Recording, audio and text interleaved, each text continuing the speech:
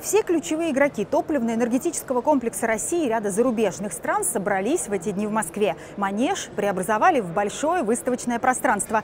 У делегации Татарстана на форуме, который назван «Энергетической неделей», масса задач. А в копилке уже ряд подписанных отраслевых соглашений.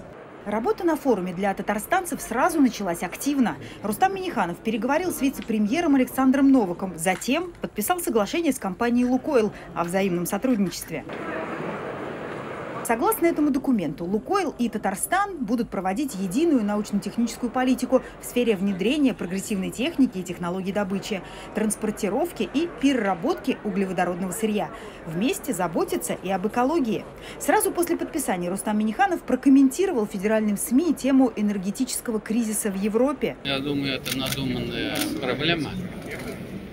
Если бы, как наш президент Владимир Владимирович сказал, они четко работали по контрактам долгосрочным, никаких вот этих проблем быть не может. Сегодня избыток ресурсов, его просто надо правильно доставить вовремя, и все.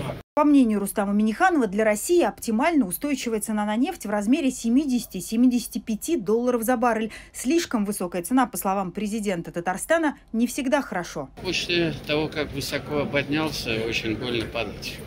Мы уже это проходили. Энергетика в полной мере ощутила на себе кризис. Со строгим соблюдением социальной дистанции и свежими ПЦР-тестами пленарное заседание прошло с участием Владимира Путина.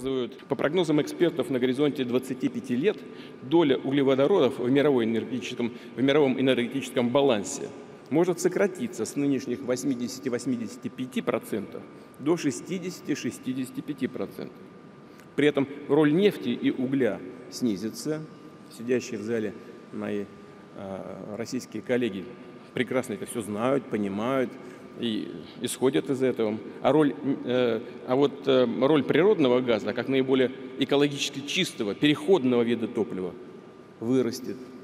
Еще одно отраслевое соглашение подписали сегодня татарстанцы с компанией «Транснефть» о взаимном сотрудничестве. Обмен папками, фотографирование на память и под занавес ответ на вопрос от Life News по поводу, будет ли в Татарстане введен локдаун и как в целом ситуация с лечением ковид-инфекции.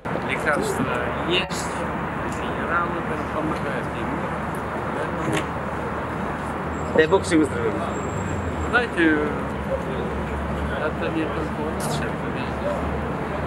Оно немножко совпало и с ОРВИ, так что нам надо было более активнее вакцинировать весну и лето.